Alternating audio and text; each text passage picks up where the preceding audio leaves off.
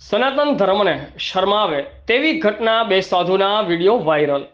ખાંભા નજીક ખોડિયાર આશ્રમમાં ભગોડાના એક સાધુ આરામ કરતા હતા। અન્ય સાધુએ લૂંટ કરી।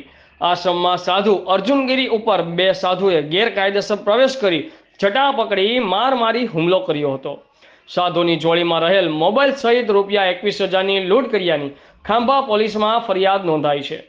ફરજી સાધુ છો તેમ કહી વિડીયો બનાવી સોશિયલ મીડિયામાં કર્યો વાયરલ।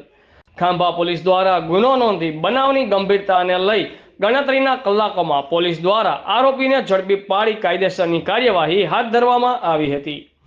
રિપોર્ટર પ્રતાપભાઈ વાળા, અહેવાલ ભારત લાઈવ ન્યૂઝ, ગાંધીનગર।